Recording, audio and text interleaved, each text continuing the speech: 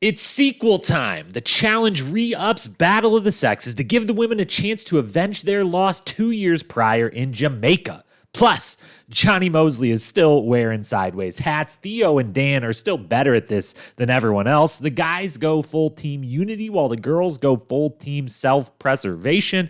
Toilet seats are stolen. Jump ropes are everywhere. Coral passes the torch to Tina. And by golly, isn't that Mark Long just the best freaking dude ever? It's The Challenge, Season 9, Battle of the Sexes 2, full season rewatch and recap podcast coming at you right now.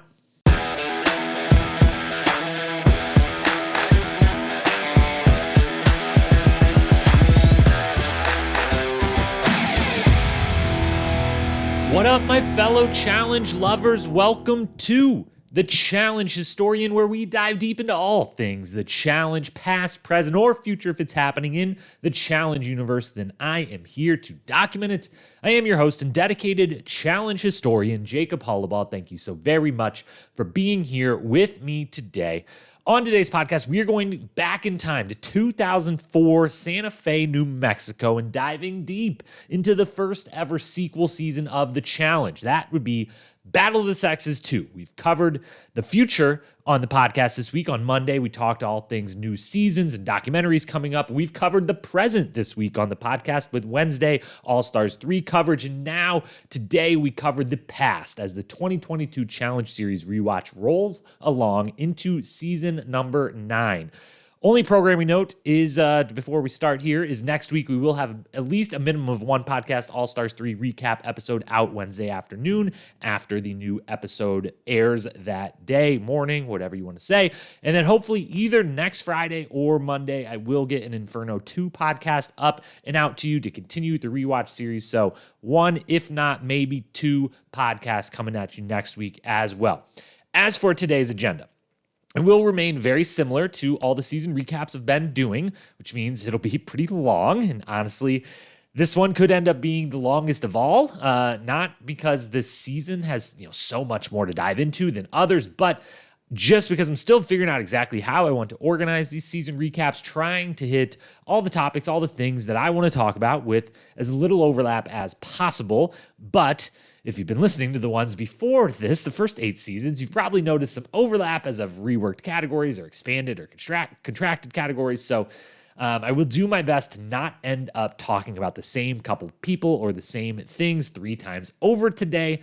My goal in rambling about all of this is that to both give you some insight into the process of how I'm trying to do this, but more importantly, to give you the chance to give feedback. As always, I've started to try to mention as much as possible. Would love feedback if you've got something you like, you dislike, you think is a good topic or a bad topic for a season recap, or any constructive criticism at all. I'd love to hear it. And there's 2 places you can share it, either via the comments on the YouTube version of this podcast or by sending me a DM on Instagram at Challenge Historian. I check both those places, and as long as it isn't some, pointless, this is dumb, I don't like you type of comment or message, not going to respond to that, but anything else, anything that's actually constructive in any single way, even if it's here's 5 things I don't like and why, if it's a constructive version of that and real reasoning behind it, would love to hear it, and I will read and respond to anything of the sort. So let me hear your thoughts if you want, but otherwise, get ready to hear a whole bunch of my thoughts because, as always, I've got a lot on another fantastic season of The Challenge. So here we go, off to Santa Fe, New Mexico to meet our old pal Johnny Mosley for the 9th season of the greatest reality competition show in the history of reality competition shows, The Challenge, Battle of the Sexes 2. Here we go. Kicking things off, let's touch on the state of the challenge and kind of at this point, the state of reality competition, where we were at in 2004. This season was filmed in summer of 2004, summer to fall area of 2004, late summer, early fall, given the location. If they were in the dead of summer, I think we would have known. But at this time, when this is happening, the first thing we got to say is Road Rules is officially dead. Technically revived, but it's really dead. This is coming right off the heels of Road Rules Extreme, which was the last kind of quote unquote real season of Road Rules. And we had Derek, Keena, Angela, Nick, and Abis all from that season, Road Rules Extreme, on this season of the Challenge. The only Road Rules season that happened after this was the kind of ill-fated Viewer's Revenge that happened 2 years later. But the contract was up. Road Rules was technically no more. They brought it back because Buna Murray was trying to do this interactive thing. Viewer's Revenge didn't really work all that well. Had some major issues, and it popped back up for that season and went away again for good. So Road Rules was basically done. They had stopped the contract and not renewed it, and basically for the single purpose of, we've got the Challenge now. That's our competition thing. And whether, they thought they had enough cast members to work with or not, or whether they just assumed, in the future we will this will only be real world people, or we'll come up with some other shows to bring people in, or we'll just bring people in off the streets. They end up doing all of those things and the above. So Road Rules is officially done at this time, more or less. On the other opposite end of the spectrum, Real World is absolutely on fire in the best kind of way. It is on an unbelievable streak. They are now coming off of back to New York, Chicago, Las Vegas, Paris, San Diego, and now at the time of this particular season, they're filming Philadelphia and Austin in this calendar year. So they're in the midst of just, the golden age, the golden era. I mean, the whole first 20 seasons of The Real World really were the entire golden era, but they're in the middle of it for sure. And that means the Challenge itself was a full-blown staple. It was MTV's, Real World was the bread and butter of anything else. This was in the early aughts when they started having the other reality shows take off, the Laguna Beaches of the world and things of that nature, were, either beginning or on the precipice of becoming massive, massive things of their own. But the Challenge was right there as now a staple of MTV. And they had kind of found their rhythm. This season, coming off of Gauntlet and Inferno, where Gauntlet and Inferno were quite literally filmed back to back with barely any time in between, and then aired literally with no pause in between. We talked about on those. They had the special that was a Gauntlet reunion / Inferno preview as one episode between the finale and the launch of those.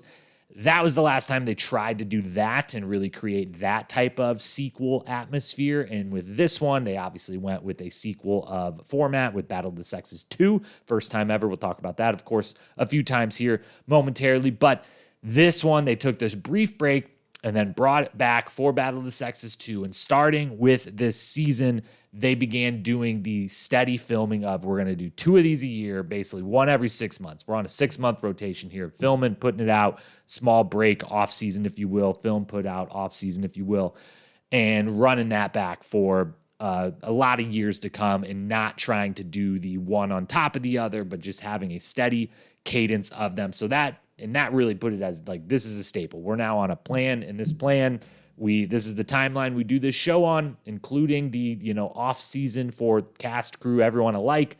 And we run it on this timeline about 6 to 7 months. And we're repeating that for eternity at this point. They're thinking we're doing this forever. That's where the Challenge was. And then just for context, elsewhere in the reality competition landscape, Survivor was coming off of their first ever it's called All Stars, but their first ever season of bringing anyone back. And that had literally just finished airing a month or two before this season of the Challenge airs. So Survivor's on a real high. They're still averaging 20 plus million people per episode. I mean, it's the biggest thing on television at this point. I'm thinking maybe there's a couple scripted shows that might be as big as this, but otherwise it's, professional sports. Back at this time, some award shows would get that kind of rating, but pretty much Survivor was the biggest thing television had.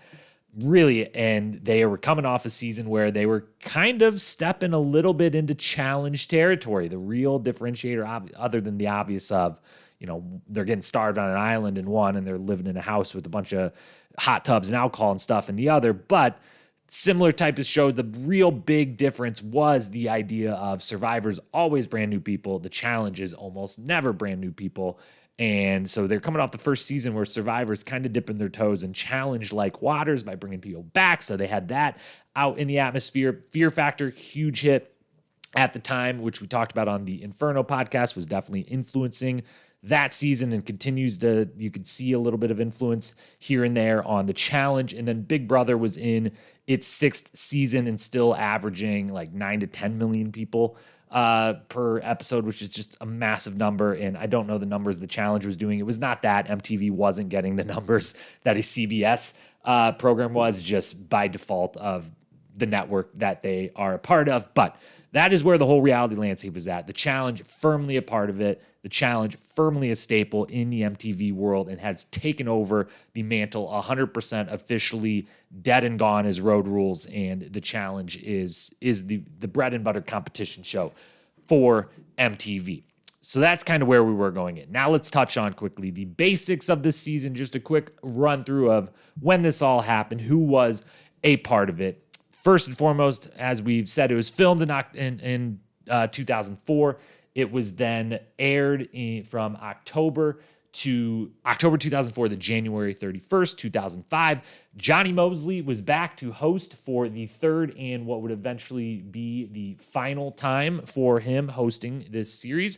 It was filmed in Galisteo, New Mexico, which they always say Santa Fe. I'm guessing, I haven't actually looked it up. I'm guessing that's right outside of Santa Fe, but technically it's Galisteo. They're in Santa Fe a couple times. They drive in. You can tell they're kind of, way out in the boonies possibly, but for all intents and purposes, they're in Santa Fe, New Mexico. The second season in the United States of the 5 now at this point, where they've been in one single location the entire time. And for the second time ever, following in Battle of the Sexes 1's footsteps, we had 36 competitors, the tied for the most with Battle of the Sexes 1. Before that, 32 on Battle of the Seasons was the most. I will run through all 36 of them in order of, we'll do men's first, women's second, and how long they lasted in the show to give you a brief overview of just where everyone went. So from bottom to the top, first eliminated to last standing on the men's side, we had Jacquees from San Diego. We had Ace from Real World Paris, Adam from Real World Paris, Abram from Road Rules South Pacific, Derek from Road Rules Extreme, Sean from Semester at Sea, Mike from Back to New York, Chris from Road Rules South Pacific, Nick from Road Rules Extreme, Frank from Real World Las Vegas, Randy from Real World San Diego, Steven from Las Vegas, Shane from Campus Crawl, Brad from San Diego, Mark Long, OG First Adventure, Theo Vaughn, Maximum Velocity Tour, Eric Neese, Original New York Real World, and Dan Setzler, Road Rules Northern Trail. That was your men's team. On the women's side, same thing. First eliminated to last there. Genesis from Boston, Cameron from San Diego, Keena from Extreme, Ayana Semester at Sea, Cynthia from Real World Miami, Angela Road Rules Extreme, Rachel Robinson, Campus Crawl, Katie The Quest, Anissa Chicago, Veronica from Semester at Sea, Abis from Extreme, Tanya from Real World Chicago, Robin from San Diego, Ruthie from Real World Hawaii, Tina from South Pacific, Sophia from The Quest, Coral from Back to New York, and Arissa from Las Vegas. Those were your 36 competitors, a whole lot of people in 2 houses on this season. And with that, let's move into then the evolutions, the first in the history that took place on this season. Before, this will be some high-level stuff, but before we dive into true storylines or anything of that nature, let's talk at a real high level. What were some of the things that changed with this season? What were some of the first to have ever happened? What history was made? And there was a good deal of it with this season. There's a little less on the evolution side, which we have talked about post the gauntlet and adding eliminations. The evolutions are going to get less and, more infrequent and less per season and more subtle, but there's going to be a lot more, firsts that are happening, and a lot, history can now be made. We're going to talk a couple of statistical things here at the end of this little section. But for the first time ever, we're really starting to get some people wrapping up some stats, some people starting to set some records that may be held for a long time, maybe broken, who knows. But let's run through it. And the first and obvious one, we've said it a few times, the biggest evolution in the challenge with this season was it was the first ever true sequel. Battle of the Sexes 2, coming off Battle of the Sexes 1. And this season was, while it was the first ever sequel, the first ever to be the second version of the same name and format, it became the 4th out of 10 straight seasons that were all part of what I am going to say franchises within the franchise. If anytime they had a sequel or trilogy or more, it's kind of its own little franchise within the Challenge franchise. And we started with Battle of the Sexes 1. Gauntlet, Inferno, and now Battle of the Sexes 2. We're going to have Inferno 2, Gauntlet 2, Fresh Meat, Duel, Gauntlet 3, or Inferno 3, Gauntlet 3, all 10 in a row that are going to be a part of some franchise. Before the next time we have any new or break off one will be The Island and The Ruins back to back before capping off the kind of sequel and trilogy era with another Duel and another Fresh Meat. So first ever sequel, that's a big deal, and definitely where, the challenge, obviously, as we just rattle off all those seasons in a row, it's where the show was headed of, we don't necessarily have one single format, but choosing a new format every single season is going to be really hard if we want to do this for, ever. And so why don't we take the best ideas, and when one works, let's do it a few times in a row. Let's see how many times we can do it before it feels a little bit stale. And they obviously, 5 or 6 different versions of the show that have had 2, 3, 4, maybe even 5, if you really want to think of Rivals as kind of had a, Vendettas and Final Reckoning, seasons that could have been called Arrivals, is even up to 5 times we've seen that particular format. But first ever sequel, that's a big evolution. The second evolution, kind of a first, but a big enough first that it kind of gets its own little category to mention here. The first overnight final, which I can't believe I totally forgot, and I was shocked when I saw this for the first time and remembered, oh my gosh, I forgot that part of this happened. But the first time they ever really stepped up the thinking and the production behind the final mission, and they made the last 6 people, they told them, hey, we're going to have a nice dinner for you. Get dressed up for the dinner, of which Eric Nies chose to wear a tank top and gym shorts, which is just classic. Everyone else tried to dress up, whatever their dressiest thing they brought with them to Santa Fe. And during the dinner, Johnny Mosley comes in with a bunch of people, dressed in like all black special op, gear, throwing plates around, crashing everything, taking them all hostage, leading them into some random barn or whatever that they had the lights out, and giving them, this is at, 8, 9 o'clock, 10 o'clock at night, putting them in this barn, turn the lights off, give them a blanket, some crackers, some water, and tell them, you have to stay in here until we come back. They sleep the whole night there, what little sleep they get. 6 a.m., Johnny comes back, wakes them up, and they begin the final that eventually takes, I don't know, they don't end up getting the planes, jumping out of the planes till about 8 o'clock, and then it takes a couple hours maybe to do the whole thing at most, maybe an hour and a half or so. So they're done by lunchtime, but they had to spend the night over, and that counts. That's an overnight final. The final starts at that dinner the night before, and it's on. And so that's a big first, and something that would, not be around that often early on from this point, but eventually would become an absolute staple of TJ's finals later in Challenge history. Next evolution, then. We will talk about this one much more at length when we talk storylines, because it's one of the bigger storylines of the season. But just to mention it here, because it is a big evolution, that would be the vets versus rookies is truly a thing in this one. And kind of vets versus rookies or second timers even, but having so many people that are doing either their 3rd or 4th season, or in Veronica's case, 6th season, it's very apparent, and it becomes a real storyline, a real talking point, a real reason for voting people in or out, who has control of this game. Vets versus rookies, truly a thing for the first real meaningful time ever in the history of the show. Then we've got another evolution. The daily challenge prizes get crazy on this season as far as the amount of money and the value there. The prizes have been around for a long time. I think they should bring them back. I love the daily challenge prizes. I love getting to have, the people. There's people that get voted off this season that are like, well, at least I won that one trip. Like when all of us won that one trip, and now all, 14 of the women get together in Greece at some point after this, if they all want to do it together or individually, either way they want. But the challenges are out of control. And previous seasons had seen some, the occasional like crazy prize amongst some other smaller ones. I'm thinking in particular on Battle of the Seasons. I remember one of them was like straight up like a $20,000 shopping spree somewhere that I believe Danny and Kelly won. And, so there's like the standout ones like that. Everyone on this season is pretty great. It's always, $2,000, $3,000, $4,000 value, either like a week-long trip somewhere, or here's a full like set of gym equipment to build an at-home gym, or here's a Vespa or whatever. Really good prizes for everyone involved in putting in what makes it so the $180,000 cash prize at the end seems lower and is lower than, the $300,000 or whatever that was up for grabs on previous seasons to this. But total value, while you'd probably choose the cash, I'd personally choose cash over maybe all these cool prizes. Some are cool, some weren't the greatest, but they definitely got bigger than ever. That definitely evolved in a big way. And then a couple quick hitting just challenge firsts that happened. We had our first ever daily challenge on top of a moving semi-truck. That's a big deal. That becomes semi-trucks.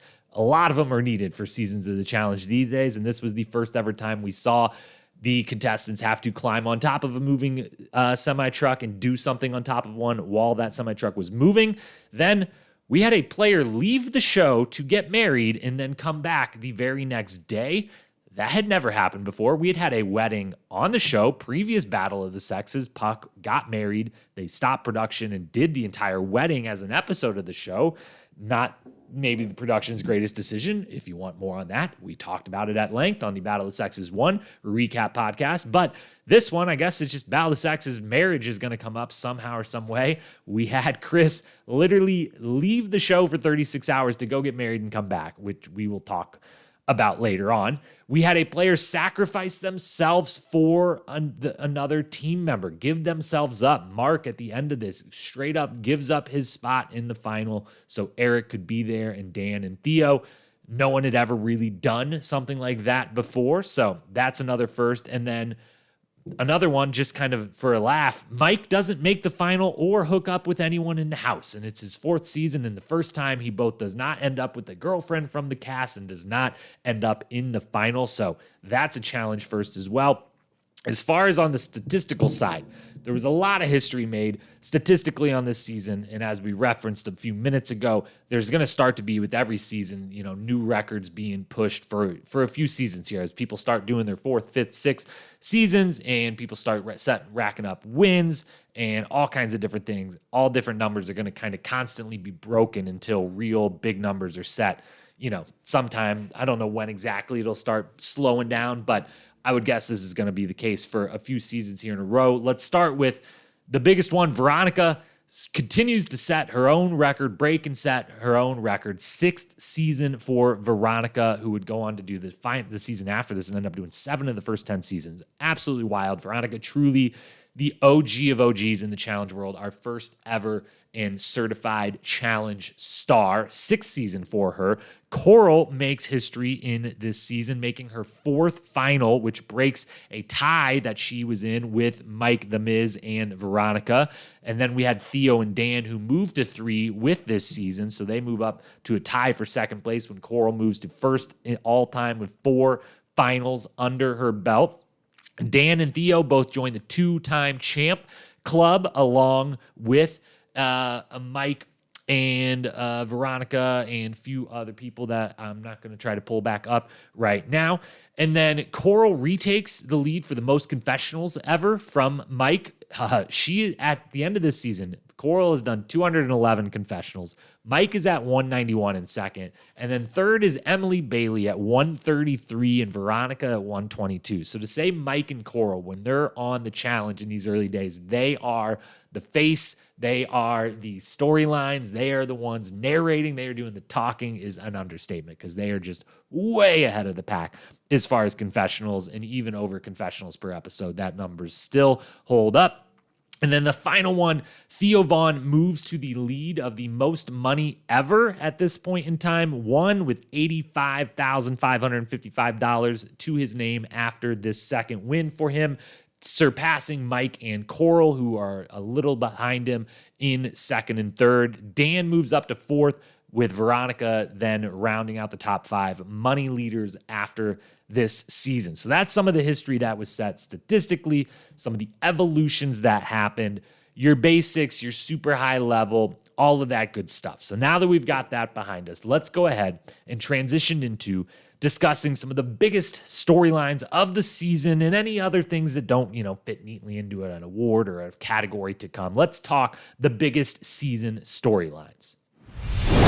May have just butchered it, but you heard this segment has always been the storylines, but as we want to be able to, not do the overlapping that we talked about at the beginning of this podcast, we're going to try our best to keep, first we're going to call this section, we're going to rename it very similar to what it's always been, but we're going to rename it the season storylines and other things that don't fit neat in another category or award. Because, when we do an awards for the best daily challenge, we can talk about all those dailies and anything. If the dailies were a storyline themselves, which they kind of were this season, we can talk about that then.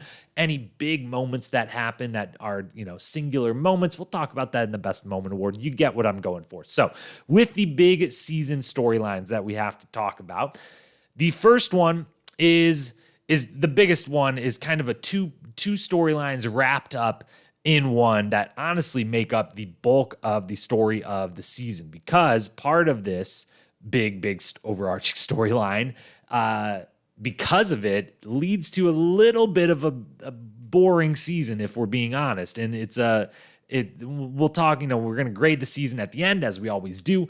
And when we do that, we'll talk about, why saying boring isn't necessarily some horrible thing for this season. But let's get into this big storyline so it'll make more sense why I'm even saying that. The biggest storyline of the season is that this is not just a sequel by name to Battle of the Sexes 2 or Battle of the Sexes 1, but by virtue of how it goes down and how the teams interact. The teams, male and female teams, they act different but the same at the same time. And there's two things that happen within the teams. And we're going to start with the fact that if compared to each other, the men's team is team unity and the females team is not the most divisive team we've ever seen by any stretch of the imagination, but it is divisive and it does have fractures and issues, and it is not this cohesive, unified, everyone loves each other thing. And it kind of feels like Battle of the Sexes 1 all over again, because that's what happened on Battle of the Sexes 1, where the men went with, hey, whoever's in last place on this point system thing, that's who's going home. No arguments about it. And the women sometimes did that, sometimes did not do that, caused issues. And that became then Battle of the Sexes 1. If you listen to that recap podcast, we talked at length about how that entire season, all of the storylines are about the women and only the women, and the guys are just really not present because they're just kind of chilling the whole time. There's no drama with any of them. There's nothing going on. There's not a lot to, would we like just watching them throw the football around or like sit around and chit chat or whatever? I guess maybe, but there isn't a lot happening, and this season's a lot of the same thing. There's just not a lot happening on the guy's side, and there's at least something happening on the women's side, and so it makes it seem at times when you're looking at them compared to each other, you're like, oh, the women's team is just completely divided up. They're at arms with each other, and in a vacuum compared to any other seasons or teams of this show, the women's team is actually fairly unified here too, just with the occasional issue that comes up with, one click versus the other, or one specific person is kind of the lightning bolt of should this person go or not. But compared to the men's team, who's just like, let's do this by the book, it seems like a lot. So on the men's side, even without the point system, they do find a way to say, matter of fact, whoever is in last place, we're going to do the fair thing, and we're going to always vote off the person who's kind of doing the worst. And they don't have the points to go off this time, but they kind of keep their own little system. They keep a sheet with like who DQs, who gets penalties, if there's ever like one-on-ones within the daily challenges, who won or lost their heat, things like that. And for the most part, they go entirely off it the entire season. And of the 15 men eliminated, 13 out of the 15 totally chill, happy about it. They, quote, know it's their time, quote, and are, just totally cool. No problems at all. They get to have a nice, every time when they go to Elimination Hill, which is where they announce the eliminations, it's always like, I love all you guys. I knew it was my time. And, we got 3 more hours till I have to leave this place. So let's have some fun. Let's say our goodbyes. And it's all chill. There's only 2 people that feel any sort of certain way, feel any upset about being voted out, which we will talk more about them in a minute. But it's really an incredible display, and it is a big story of the entire season, is like how tight this group of guys is, how good a camaraderie they have, kind of the maturity, if we're being honest, of just like, we're all here to have a good time. And, like if I mess up in a mission, I'll go home that day. And if, three of us mess up, if one of those three's messed up before, that person goes home. And if no one messes up for a few in a row, the next two of us will go home. Whatever it is, let's try to keep some sort of score, and we'll do it as fair as possible. And otherwise, we're just going to have a good time. No hard feelings, and we'll move forward. And that's how it is all season long. And they clearly have such a good time together. There's a couple different moments throughout the season. I'm thinking particularly when Randy goes home, they have like a nice long shot of Randy with like 6 other dudes in the bedroom. Like as he's packing, they're all just talking about how nice it's been and how much fun they've all had and how like they all love each other so much from this experience. It's really, really wonderful. And it's really great display of, when thinking of the history of the challenge in total from a view of 2022, you'd think, there's been some ugly moments in the show's history. There's been, some issues with how the men are treated versus the women are treated. There's been all kinds of, unfortunate bumps in the road and issues that the show and the fan base itself has had to deal with. And you would think if your memory's not great of early seasons, you'd be like, yeah, some shady shit sometimes went down on early seasons. I bet the Battle of the Sexes one is like ripe with, the men being douchebags or some misogyny playing through or, anything at all, any of the warts that would show up elsewhere. This season has none of it. The men are like stand-up gentlemen. They're not the first time around on Battle of the Sexes one. There's a few times where they're kind of not the most gracious of winners, but even in winning 12 of the 15 daily challenges on this one, there's only one single moment the entire season where anyone gets mad of like, could you guys like be a little more, like you're being an asshole and winning? And that was Steven, who they have doing a confessional style interview like next to where everyone else is sitting right after they've won. He says, our team's just a lot better player for player. No matter what they put in front of us, we're better. And all the women can just hear him saying that. And so they deservingly are like, can you not, like, we just lost and you're just yelling this into the camera 5 feet away from us. Can you not do that right now? Fair point. But it's one isolated small incident. Otherwise, they're super, gracious about all of it. They're nice about all of it. And they have such a good camaraderie. It's fascinating, but it also leads to like, there's not a lot of interesting stuff going on because of it in the season. You feel great for them. And it might be the season. If I could go back and just be on a cast of any season possible after watching this one, I'm like, I think I might pick this one. Like, it would be so much fun to be one of the guys on this team and just to like have that camaraderie and community and everything. But it definitely affects the show when there's no drama, there's no decisions to be made, there's no suspense, there's just and there's no, from a competition standpoint, like it's, not very competitive all the time, no matter what they end up doing. And so that definitely hurts the show. On the women's side, it's a little cliquey, especially when compared to the men. But as I said before, it's not some super dysfunctional, over the top, like everyone hates everyone. They try to paint it as that a little bit, but because it seems like they're kind of grasping at straws for anything in some particular stretches of the season. Like, is there any tension? Is there any drama? Two people don't really totally like each other. Let's dig in on that. Can we find any way to make this look like it's a huge thing and it's a really big problem, even if it's not? And, they're kind of grasping at stuff. But there is very much early on the Veronica, Rachel, Coral, the 3 vets on the women's side, 3 of the vets, but those 3, Veronica and Rachel, super duper tight. Coral has become kind of a third member of that little trio, and they're clearly looking out for each other. And they're happy to be, open about people they dislike, or to be the first, especially they're the first to talk in all the meetings. They kind of steer all the meetings when others are a little more, even some of the other veterans like a Ruthie are a little more tepid, a little more like, I don't like this part of like saying people's names and whatever. And some of the newer people are a little less like, I don't want to like ruffle anyone's feathers. I just got here. I'm meeting everyone. Those 3 in particular are quick to every meeting be like, well, I'm willing to say this person's name right now, and this is why, and anyone else want to join on board? I've already broke the ice. I've already said it. So they kind of run things. Coral, to her credit, got to say, as much as it's a part of that trio, and kind of an evolution, it could have been listed as an evolution of the season, she is there for one person alone, and that is Coral, which is kind of the first time this ever had happened where she's very upfront about it the whole time.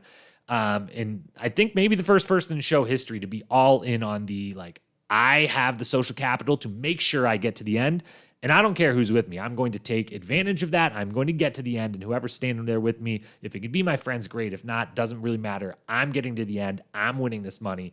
And no one had ever really went that hard like she does on this season, and like plenty of people do in all seasons to come, really, from this point. So she's leading that, and all of this leads to the second half of this overarching storyline of the teams acting the same but different at the same time. The part that became the same was that it does become the vets versus the rookies to a decent degree, and it happens on each team at different moments, a couple different times. But to stay on the women, since we're talking about them before, and then we'll circle it back to the men's team.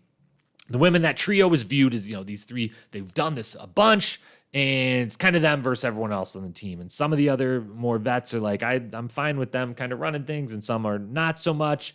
Others, like a Ruthie and a Sophia, slowly but surely are like, we need to find our voices here if we don't agree with everything that's happening, and we want it to be this way, and they don't never try to do that way. But then you also have the young people, mostly Robin being the kind of the main one on the female side, who feels the kind of newbie treatment at times of like, I have to perform even better because I'm new here, or like, I don't really have a say. No one's listening necessarily to me. And that drives that wedge, and that leads to the couple different, fractured moments on the women's team when it's, an Angela versus Rachel early in the season. And like, they pretty much just want Angela gone, mostly because she's new and Rachel doesn't like her, not necessarily because of performance. And it's the first time the team for a couple episodes in a row is like, are we doing this on performance or are we not? And then Tanya comes up for a couple episode run of, are we doing this because we want her around, or is it performance-based? Should we get rid of her? Should we not? And it lasts a couple episodes, and then near the end, it comes down to a little bit vets versus rookie and friends versus friends, as it ends up getting to kind of a trio on one side, a duo of Tina and Coral on the other side, all looking out for each other. They're going at each other. You're trying to save your friends. So are we. Let's all be open about it. So it comes to a head. On the guys' side, though, it gets even bigger. And is the two people we referenced earlier that, 13 to the 15 eliminated, totally chill, couldn't be more unified, couldn't be more copacetic about being sent home from the challenge. Two people that were not were Adam and Brad. Adam, earlier on, third guy to go home, is the first one. When he goes home, he feels very much like, hey, there was 3 or 4 of us that were probably at the bottom of our, whatever rankings we're trying to put together here. But I only got picked out of those, not because I was definitely the worst, but because I was not Mike Mizanin, who you guys all like and who's done a bunch of these seasons, but like I've probably performed better than him. And so he ends up getting eliminated, is bummed out about it, and makes it known before he leaves. He sits down with Brad and Robin, and I think a few others were there, and says like this, vote out the rookies, or you're new, so we don't have experience to go off of. So tiebreaker goes, to the vet. Like, that's bullshit. You make sure this doesn't happen to you guys like it happens to me. That's the only moment all season long up until the very end that the guys feel any sort of friction. And then right at the end, the final 5, Brad feels completely screwed over when he goes home, second to last. There's 5 guys left. 3 are going to make the final. And they all agree before the daily challenge, Eric is at the bottom of the 5. He's definitely the next one to go. But they get to the daily challenge, and with the format of this season, team leaders, non-team leaders, if you win, your team leaders are safe. Vote someone else out. If you lose, the rest vote out one of the team leaders of that day. The men have been winning every single one, and so they're like, if you're a team leader, you ain't going home. Mark instantly says Eric should be a team leader for this one. Brad doesn't like how it feels. They have a long talk about it, but eventually he relents, lets Eric be a team leader. They win. Eric can't go home. Brad gets sent home and knows and confronts them about this. Feels like once it got to this final 5, Theo, Dan, Eric, and Mark, you've done a bunch of these. I was the new guy. Didn't matter what performance. You were going to get rid of me. Eventually, Mark, openly apologizes for this at the reunion, acknowledges it. Brad still feels mad about it at the reunion.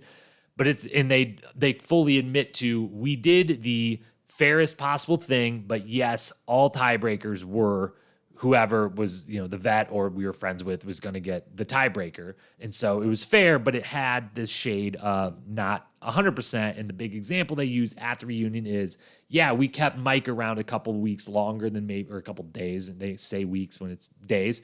They're literally doing daily challenges and eliminations at this point.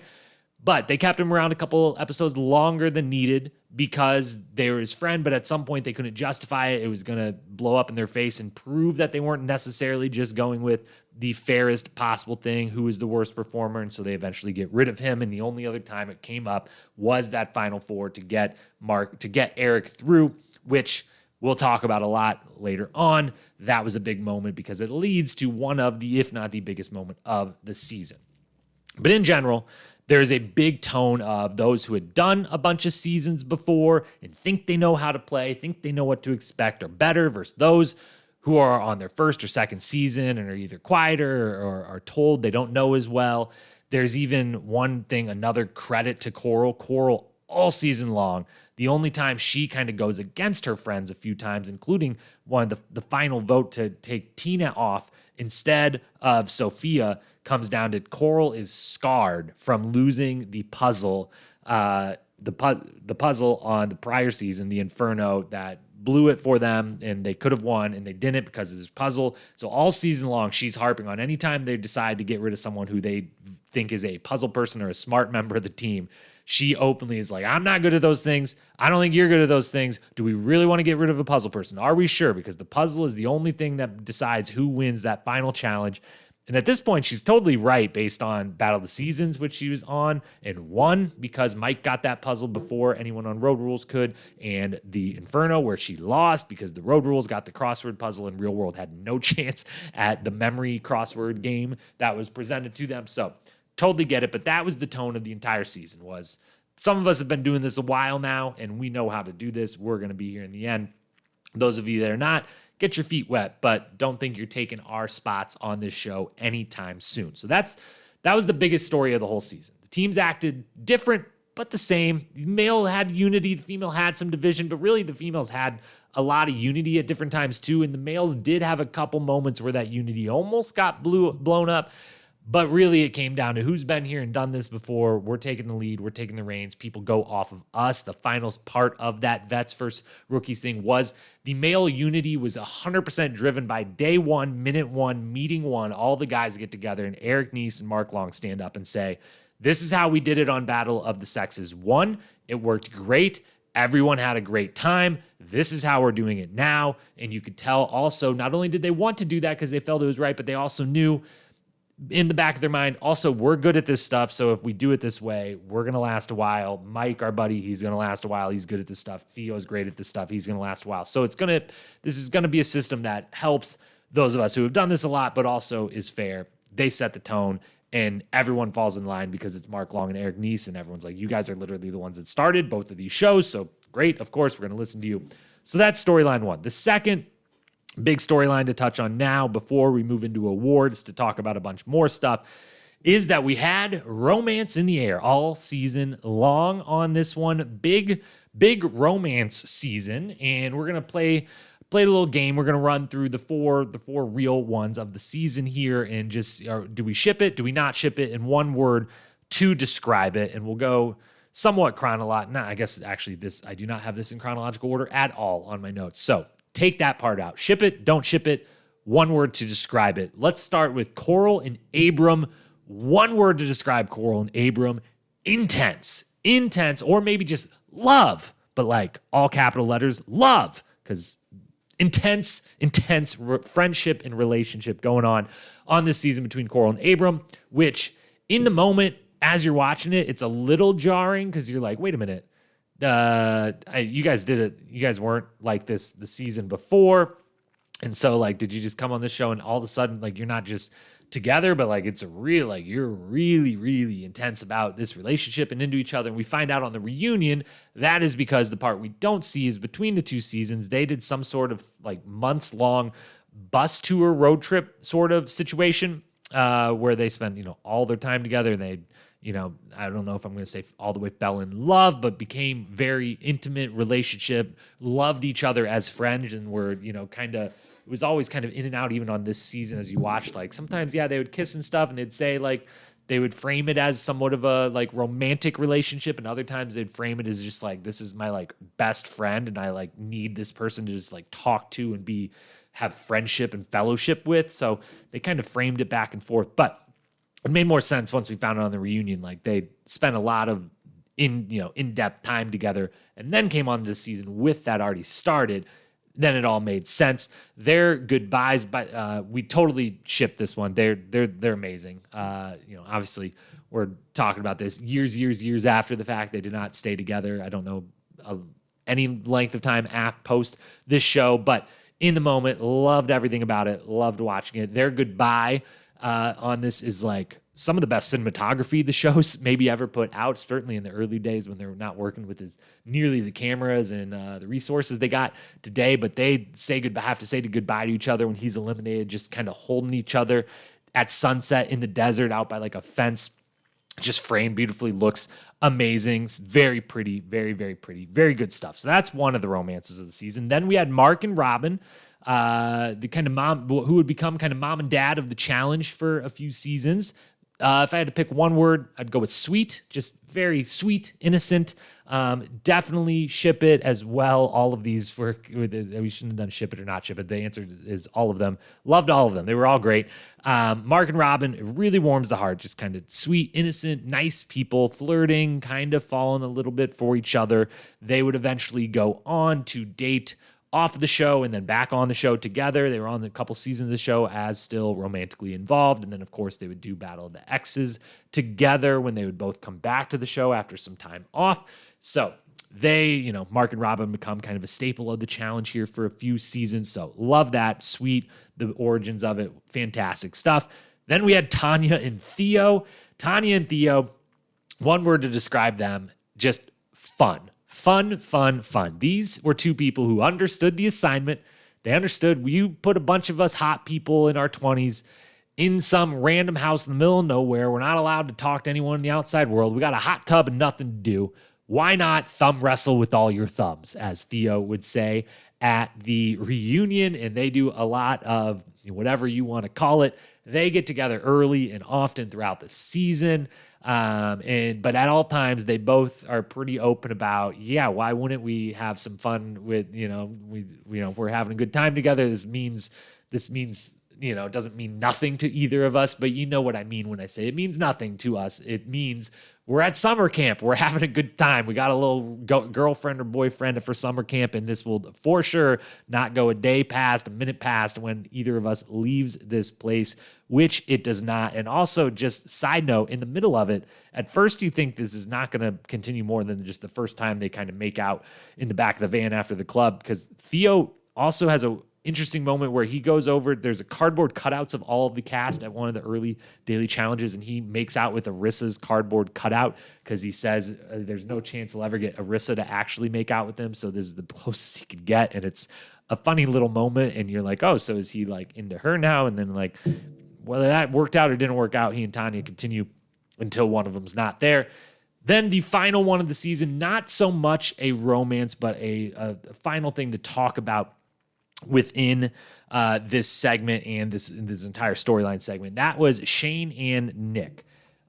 Shane and Nick come on to the show. Nick is fresh off Road Rules Extreme, and Shane and Nick are both gay men, and there's one episode in particular, it ends up going over a couple episodes, but one in particular that is a really, really great moment and a really good job by everyone involved, and really great representation of kind of the issue these two had to deal with, and many on reality television, and many obviously in the entire real world.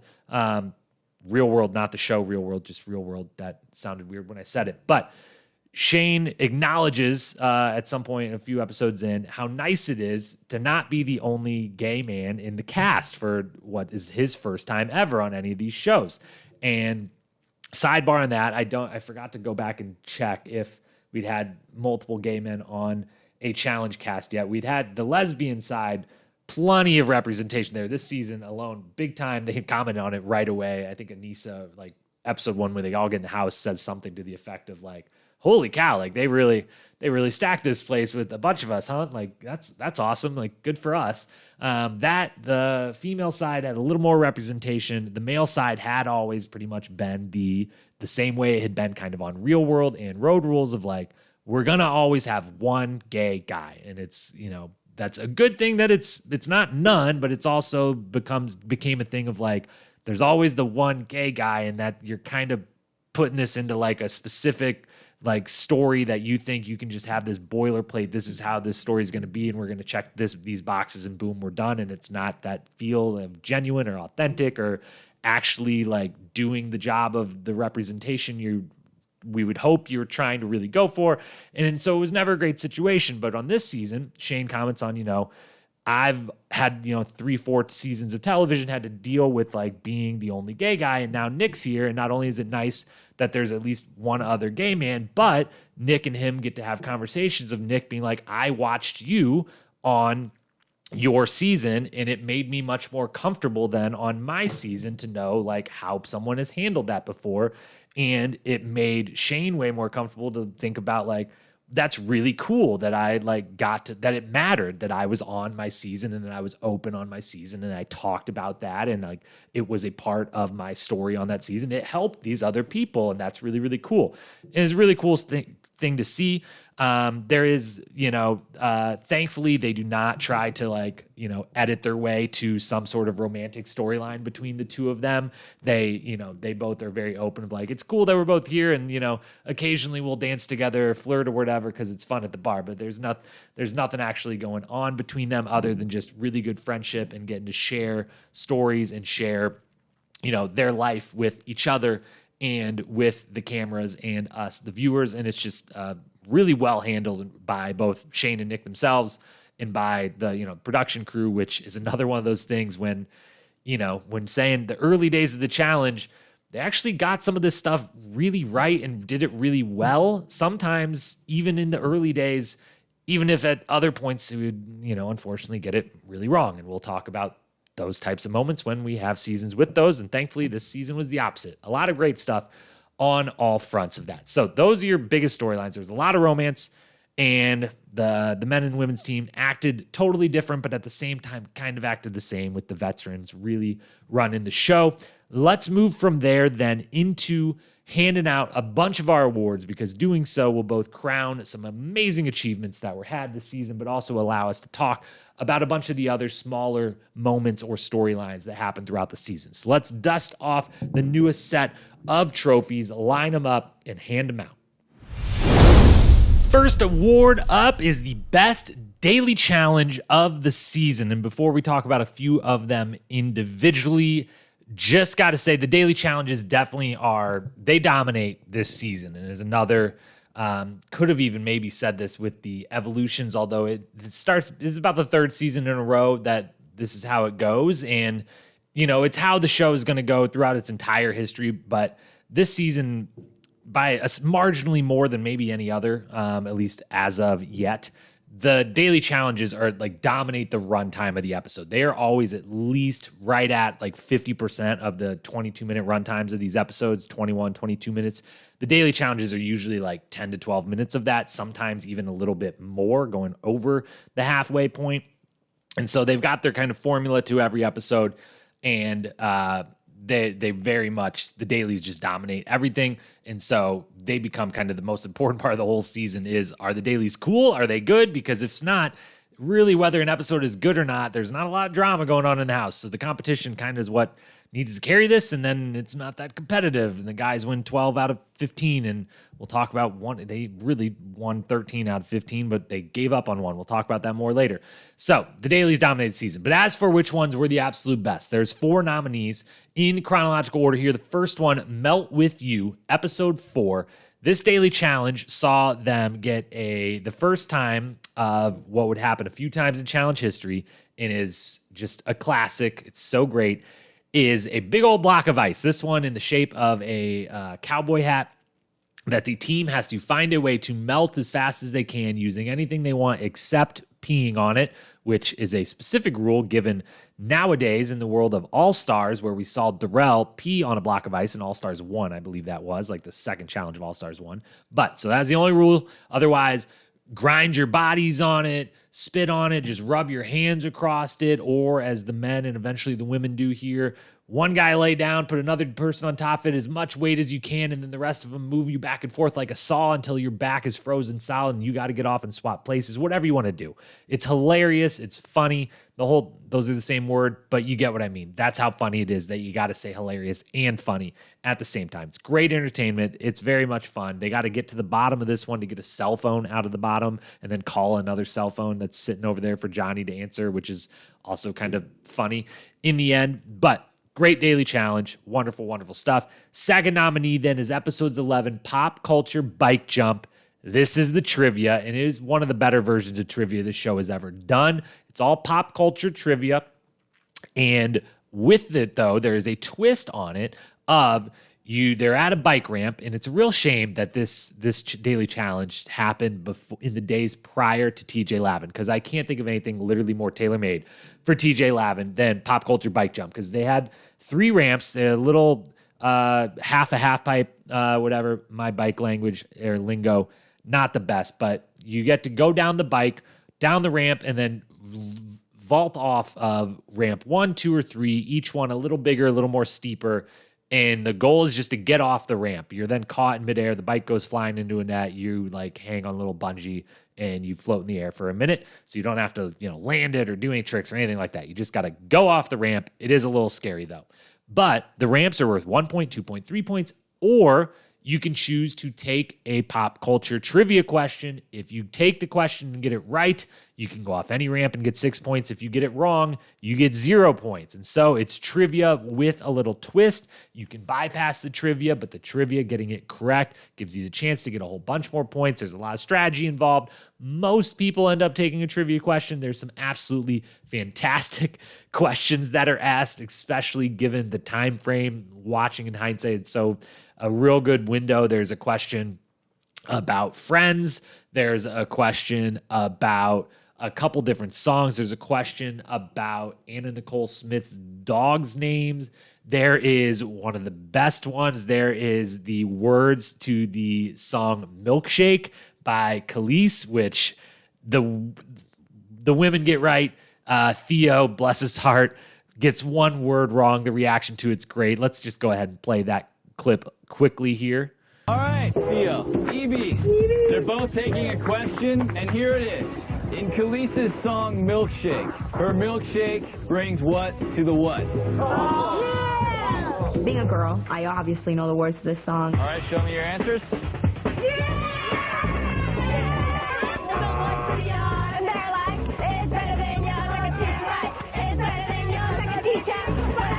How the hell can you not know it's yard? Idiot.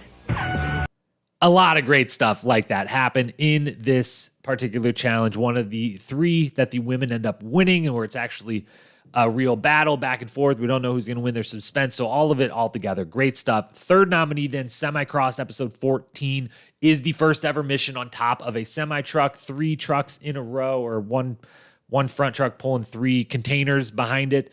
And on top of the containers is a little obstacle course that you have to do for time in groups of 3. Add up your total time. That is the one that wins. It's really, really cool. It's really fun. It's pretty competitive and interesting. We'll talk more about it in a moment for Best Athletic Performance, but it's challenge history, and so that matters and gets it nominated for the Best Daily Challenge. And then fourth and final one, Vertigo, episode 16, which is the one where the guys throw without the women even knowing that they were doing it. We will talk at length about that in a moment. So of those 4, Melt With You, Pop Culture Bike Jump, Semi-Cross, Vertigo, we got to give it to trivia as always. Pop Culture Bike Jump.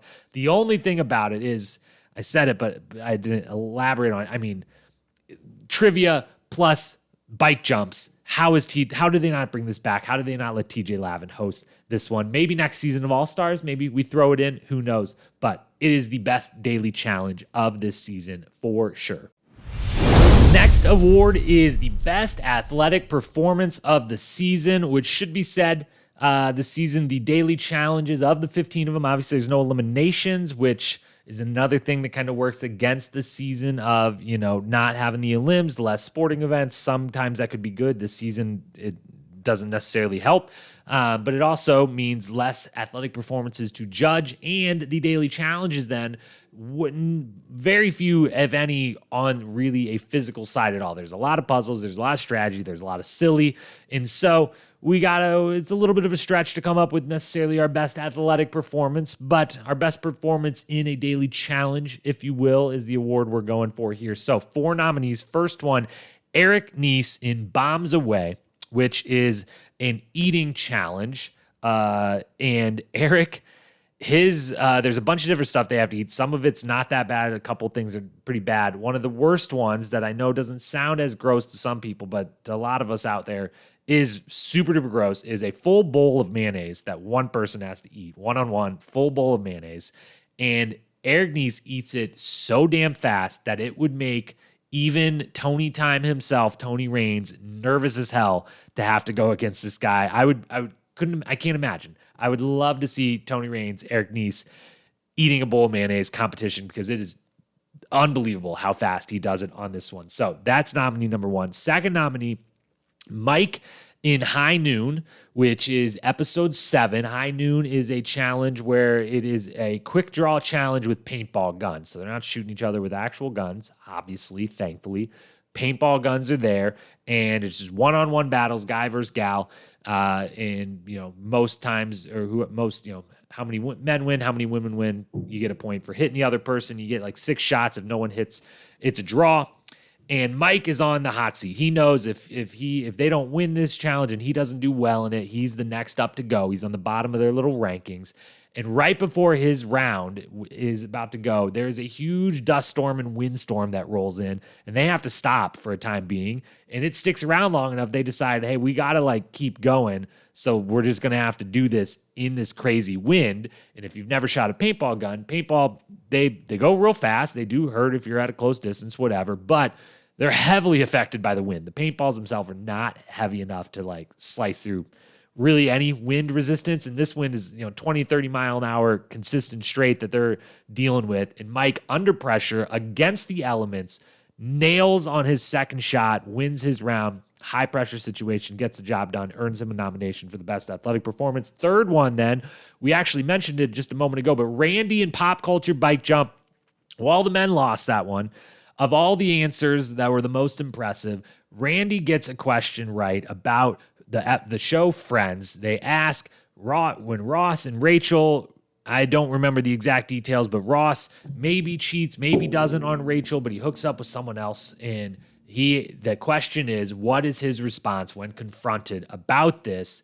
Neither person knows it. Randy doesn't know it. He hasn't seen Friends. All the women over on the side are like, we love this show. All of us, except for the one answering this question, know the answer to this. But Randy goes with a good old guess of, hey, what any guy would say. We were on a break.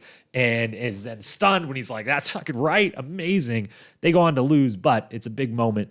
And it's a great job by him when you totally guess at a trivia question and get it right. What a moment that always is. Fourth and final nominee then, joint nominee Dan, Theo, and Eric, semi-cross, the obstacle course on top of the semi-trucks that we mentioned before. 4 heats of 3 people. There's 6 left on both teams at this point. So they do 2 heats of 3 people doing the obstacle course together for time. And the other of the 3 of the 4 heats basically all do it in the exact same 13 minutes or so time frame. The only group that does anything different is Dan, Theo, and Eric, who do it in half of that time and honestly could have went faster. They're very comfortable with the whole thing. They just smoke, and it's one of the few real physical athletic performances of the season, and they really set themselves way far away from all other people that are left in the show at that point. So it's got to be nominated, but of those 4 nominees, I've got to give it to Eric and Bombs Away. The eating the bowl of the mayonnaise. I mean, it might be a slight editing trick, but I don't think it is. He eats this thing he just scoops it into his mouth and scoop and scoop and scoop, and then wipes the entire side one nice clean time. Last big scoop, and he's just done. And I forget who he's going against in the moment, but has 2 spoonfuls in her mouth, and she's like, I'm going as fast as I can, and this is so disgusting, and you're done? What? How did that even happen? It's amazing. So that is your best athletic performance. On to the best quote, and as well as that, the Dan Renzi Memorial Award for the best confessional king or queen of the season. Well, this season was a little without quotes, to be honest with you, which is another thing kind of working a little bit against it is for as many people on the season in the cast that can really bring the quotes in a high quality way, we don't get a lot. We've only come up with 4 nominees here, 3 of which belong to Tina. And so no shocker here, the Dan Renzi Confessional King or Queen of the Season award is going to have to go to Tina. But as for the actual quote of the year, let's run through the 4 nominees. We'll do these not in chronological order because the first 2 are real quote of the year nominees and the other 2 are from Tina that are good quotes but are nominated because they're good quotes that could be reused over and over. Just great quotes to define the challenge world that could be used on any season, lots of situations. So let's do those first, actually. Let's hear Tina in episode 1 talk about the type of game, the ruthlessness she is willing to play with. Let's hear that one first. I will do anything for this money. I will stab a chick in the back if need be.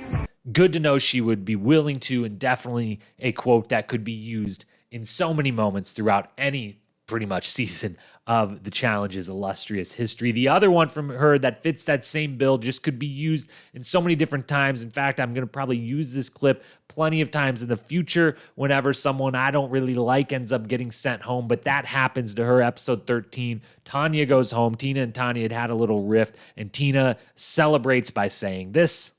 Ding dong, the witch is dead. Good riddance. Fantastic stuff for her, but on to the 2 quotes that vie and battle it out for the actual quote of the year. We're on a Tina run. Let's just cap it off with Tina in episode 7 at that high noon paintball challenge where they have to do the little quick draw, shoot 'em up with the paintball guns. Prior to it happening, the guys are very, very confident. They're like, oh, we're going to do this. And, they've got Randy who plays paintball all the time. And a lot of the guys have played before, and he's their team leader. He's teaching them. And on the women's side, literally none of them. Arissa's like, I think I shot a paintball gun once. Otherwise, no one has ever shot a paintball gun, any type of anything. And so the guys are feeling real confident. Tina wants to bring them down a notch, and she's going to do so with humor and insight into what she knows about them. So let's have her take it away one more time. The guys think just because they have a gun in their pants, they know how to aim. I've seen those little urine spots on the toilet seat, boys. Your aim isn't that good. While hilarious, it doesn't turn out to be true. The guy's aim is pretty good during that mission, and they win pretty easily. 4th and final nominee for quote of the year goes to our guy Theo, who during the junk boat challenge, where they have to literally pick one piece by one piece out of a pile of junk to then build a boat out of that they have to do 2 trips out and around a buoy in. It doesn't go so well for the men. The women actually crush them in this particular challenge for their first win of the season, and one of them only 3. And the men aren't feeling great during it, and Theo's feeling a certain way about their boat. I feel like we're like Noah's Ark, only on our ship we gathered 2 of every kind of idiot. And with that very, very funny and self-deprecating joke there from Theo, we're going to go ahead and name him the best quote winner, since Tina then, even with 3 of the 4 nominees, does take home the Dan Renzi Award. So, Theo quote of the year, Tina, Dan Renzi, Confessional Queen of the Season Award winner. Now we're on to the big one, and that is the iconic moment of the season. The best moment, the iconic moment, the most infamous moment, however you want to label it, the one you're going to remember for all of Challenge history. The one, if we only could put one moment per season into the greatest moments ever bracket, what would the nominee be from this season? That's kind of what we're going for in this award. And also a chance to talk about some more stuff that maybe doesn't fit neatly or would have fit neatly into a storyline, but we saved it to talk about here because we're not overlapping on this podcast, trying our best. Iconic moment, 4 nominees. Let's talk about them in chronological order. The very first one is our guy, Derek Kaczynski. Great Derek, OG, Hall of Famer Derek. This is his first season. He is part of the rookie class on this season, coming directly off of Road Rules Extreme.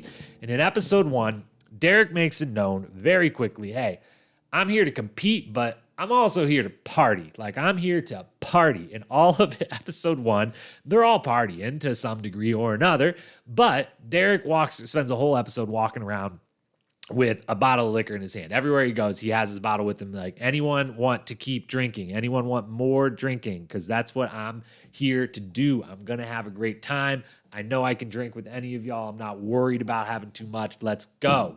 And it's great, but at first, everyone's like, yeah, let's party. And then later in the night, everyone's like, I think we're good. Like, no more for us, please and thank you. And eventually, the night ends with a few of Derek's teammates commenting on, like, maybe he's a little abrasive. Maybe, like, we're a little worried. Is he here just to party? Like, we think he's going to be really competitive and good, but, like, is he maybe not? Does he care about the game at all? Or is he able to actually balance this the way he claims? Because right now, a few hours in, him carrying around that liquor bottle all night long, we're not sure if he's going to balance this. And it ends up with Derek alone by himself outside, looking in at other people kind of hanging out around the table.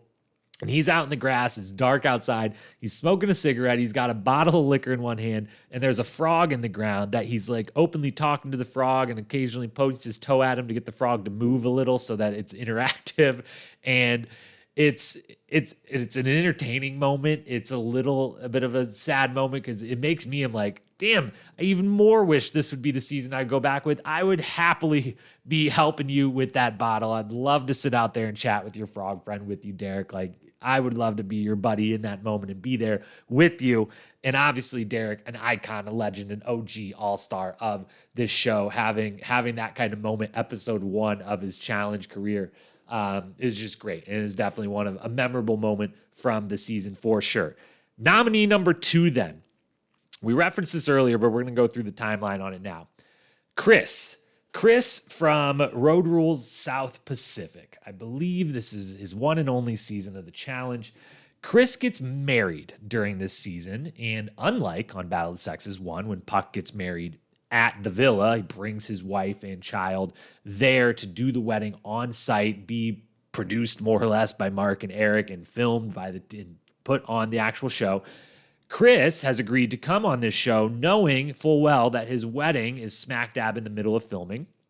And we get to the day before his wedding is meant to happen. His wedding is on a Friday, and it is Thursday. And we find out in the beginning of this episode 9, that Chris needs to leave because he's got to get married. But he's just going to leave for a minute and then come right back. And this is the timeline that we then get for Chris. And I believe I wrote this down basically word for word.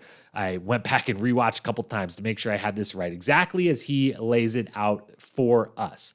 He leaves in the middle of the night, like 2, 3 in the morning, to drive 5 hours to somewhere nearby where he can then take a short plane ride over to Texas, where he's from. And so 5-hour plane drive from middle of the night, get on a plane for like 40 minutes or something. Plane lands at 9:09 a.m. His wedding rehearsal, 9:09 a.m. on Friday. So he's left at 2, 3 in the morning, Friday morning. Drives 5 hours, short plane flight, lands at 9:09 a.m. Rehearsal is at 9:30 a.m. sharp. He then gets to sleep for a couple hours because the wedding is at 7 p.m. He has the wedding. He has his honeymoon night, as he says a couple different times. And then he wakes up the next morning and flies back and gets there in time for the daily challenge that afternoon. He is gone for 36 hours in the end to get married and come immediately back.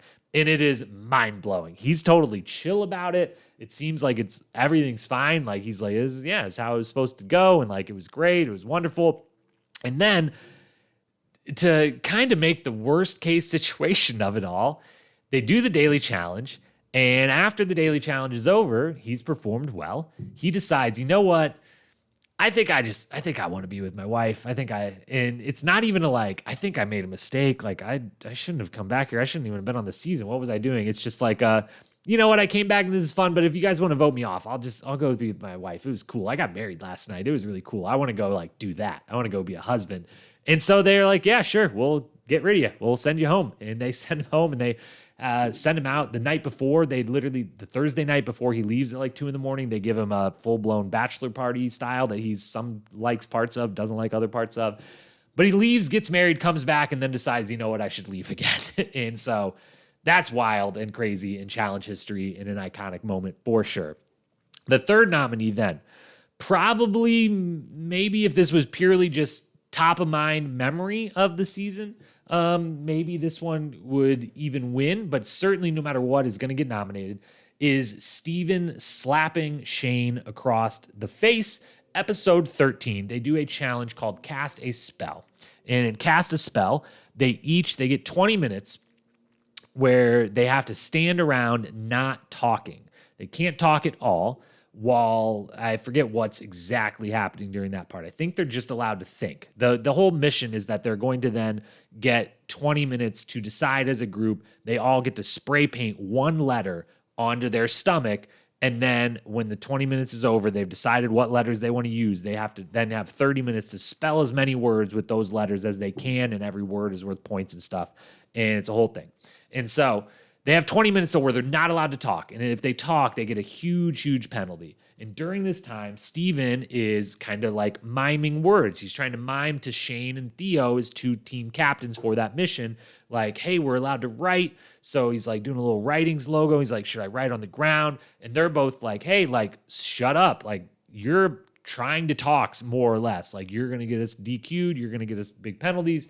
And we find out at the reunion that it goes as far as production, someone on the production side saying, hey, this is your only warning. Like, we're going to have to disqualify your team if you're not allowed to talk. And he flips them off. We don't know that part in the moment, but he's doing this. Theo and Shane, captains of the mission, are like really upset about it. They can't say anything in the moment. So when the 20 minutes are up, they say something, and Shane and Theo both are like, hey dude, like that wasn't cool. You're going to get us in trouble. You're going to get us DQ'd, whatever. And Steven's very defensive about it. And as he's getting defensive, like, what? Nothing was wrong. No one did anything wrong. No one got DQ'd. Shane just kind of like calmly like puts his hand on Steven's arm to be like, hey, like, let's calm down here. And Steven's instant reaction to someone touched me is he reaches up and he hits Shane across the face. And it's kind of like it's a slap, but it's like an open-handed like palm. It's kind of a punch, kind of a slap, but it's right across the face. It's pretty aggressive. And everyone instantly, the moment it happens, is like, whoa, and everyone kind of stops for like 1 second. It's like, whoa, what just happened? Because there's not a lot of buildup. There's not like a lot of malice or anything. It's just kind of like, hey, what the fuck, dude? Why'd you do that? What do you mean? Like, I didn't do anything wrong. Oh, you touched me. Oh, slap. Like, and it's over. And instantly they know, Steven knows, the rest of the team knows, oh, fuck, like you're going to get sent home. And instantly Johnny calls them over. He calls them all over. And he says, you know, everyone signs a contract. There's no physical violence allowed. So, Steven, you're done. You're ejected from the game. You leave right now. Go pack your stuff, and you got to leave immediately. Shane protests. He's like, what do you mean? Like, this, there was nothing wrong with this. Like, yeah, he hit me, but like, it's fine. No one's mad. No one's arguing. Like, please don't do this. The rest of the cast that's seen something like this happen maybe before, it has to like chime in and help Johnny Mosley out of being like, Shane, like, it's not, Johnny's not making the decision. Like, it doesn't matter. Like, he's not the one making it. Let it go. This is happening. Steven, for his part, knows immediately that he's going to get removed for it. He feels bad immediately. He leaves peacefully. He's like, of course, I know I got to leave. He goes, packs peacefully, leaves a nice note for Shane and the rest of the guys. He totally owns it at the reunion, that like, I don't know why I did it. It was dumb. Like, no one was actually mad at each other or anything. There was no hard feelings. Shane, again, tries to get him not removed, feels bad about it. Eventually like gets totally, gets over it. The rest of his team's really great of like, hey, like, no one's mad at anyone, but yes, he has to leave, and that's fine, and he's chill with it. So we're gonna go on. It's not no one's fault here. Like, don't be mad at yourself for that. You were totally in the right. And so it's a big moment, though. It's someone getting kicked off for violence, which is the second time now in the show's history that it has happened. And so it's a big, big moment, and they're way more quick. They clearly learned from the Christian Ayana situation, and previously even from the Los and Piggy situation, and from everything that went down with Puck on Battle of the Sexes 1. They were ready this time. They're like, I don't care how it came about, how it happened. You slapped/punched him in the face. You're done instantly right now, no matter what anyone says. You're done, and there's no thinking about it. The moment it happens, boom, it's done. We're moving on. We're going to continue the daily challenge while you pack and leave. But it's a big, big moment. It's a memorable one, and they kind of lead the reunion with it. it's a big deal. But the fourth and final nominee for the iconic moment of the season, and we'll just go ahead and say from the start, is the winner of the award, is episode 16, the two-part Mark sacrifices himself and the men throw the daily mission unbeknownst to the women. So let's set the stage here. There's 5 guys left, right? There's Brad, Mark, Eric, Dan, and Theo on the men's side. Those 5 are left, and that is when the Brad exit happens, where he's a little upset because, Mark and Eric clearly, Eric was at the bottom and Mark found a way to use his friendship and his leadership to be like, no, Eric should be in this spot, which means he's going to be safe and can't be voted out. And now Brad's going. So with that as a backdrop, they're now in their final 4. And Dan and Theo a little bit are like, oh, dang, like Mark and Eric, are Mark and Eric, and they're like best buds. And so like it's one way or the other, we probably feel like it's going to be one of us. But on the flip side, the opposite is going on. Mark and Eric go out and they throw the football around in a great little moment of the season. They're just having a catch with each other, talking about being good friends and everything. And they agree that, you know what, Dan and Theo have been the best people on our team all season long. They deserve to be there. We've both got stuff going on, in our lives. We'll both be okay if we don't win this money or whatever. So one of us should be the one that goes home. And they decide, they go right to Dan and Theo prior to the final daily challenge. And they're like, hey, one of the 2 of us will go home. You 2 are in the final no matter what. We just want you to know that. Big hugs all around. It's a really, really cool moment. Then it goes a big step further. They get to the daily challenge. And when they get there, again, format of the season is there's 2 team captains for each team. If your team wins the daily challenge, those team captains are safe and pick one of the other people to go home. If your team loses, one of the non-captains picks one of the captains to go home from the game. And again, at this point, the men had won 12 out of 14. They get to the last challenge. They're feeling confident about it. And so when they have to pick their team captains, they decide, Mark and Eric and the whole team kind of have a little chat, and they decide, you know what, Mark, you should be a team captain. We're going to win, and Eric will be the one to go home. And Eric's chill about it. He's like, yep, that's how it'll be. Mark, you're the captain. If we win, I'll go home. If we were to lose, you'll go home. Either way, Dan and Theo, you're good, but Eric's probably going to go home. So they pick their captains. But when the captains are announced, Arissa is announced as a captain for the female team. And it's Arissa and Coral with Tina and Sophia on the outside. And that means that if the guys win, Arissa is going home. And they know that the women have planned this out. The women thinking, we've lost all these, so we want the person we want to go home, which the 4 of them kind of decided it's Arissa. Well, let's make her a captain. When we lose, we can then send her home, have the best team for the final. The men see this, and in particular, Mark sees this. And before they start, he pulls them all aside. He says, you know what, guys? Who would you rather have in the final? Would you rather have Tina here or Arissa here? Or, excuse me, Sophia here or Arissa? Or, I believe that's the 2 that he's, Tina or Arissa at that point. And they all say, it would be better for us. Tina's a lot better, I think. So Arissa, we'd rather have Arissa here. And Mark's like, yeah, so we should lose. And we'll lose, and it's okay. I'll go home, but you guys will have an even better shot at winning the final mission. They go back and forth on it. Do you really want to do that? And Mark's like, yes, Eric, you should be in the final. Let's lose. Let's lose on purpose, but let's not let them know. And they go ahead and do that. The competition is that they have to walk out on a little beam and get to the end of the beam and stand on this pedestal like 20-some stories in the air. And whoever can stand there the longest without falling off wins. And all 4 dudes take a dive. And they all 4 take a dive quickly during their heats. And it's, knowing what's going on, it's obvious. I don't know how obvious it is in the moment because they do it. Some of them do a good acting job, others don't. Eric does not do a good acting job. Mark, so-so. He could get rehired maybe. Theo and Dan are very good actors in the moment. It's not obvious when they do it. But the women have no idea. They have no idea that it's happening. They think they've just won, and so they celebrate, and they're like, I can't believe we won another thing. And then they realize, damn it, like, that means Sophia or Tina has to go and not Arissa, but all right, we won. That's really, really cool.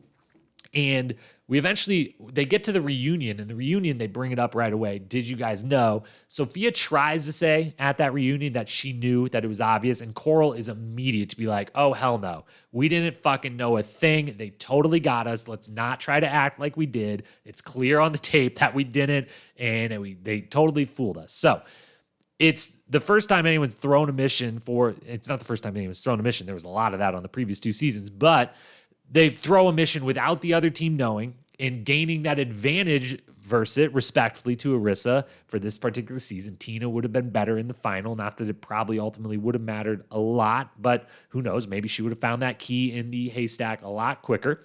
And they just totally don't know. And it's this big gesture by Mark to be like, my buddy Eric, I want you to win. I want Dan and Theo to win. I've done these before. I've got other stuff going on, and I'm gonna lay down on the sword. I'm gonna take it for the team, and I'm gonna get my best buddy into the final, and I'm gonna give him and my other buddies here the best chance to win. It's this huge moment. It's wonderful. It's everything that Mark Long is. Just what an unbelievable guy.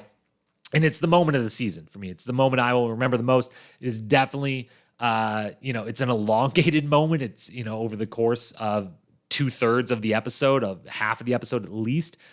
Basically, the entire episode is, because it starts with Eric and Mark throwing the football around, and it ends with Mark saying his goodbyes and telling them, good luck in the final.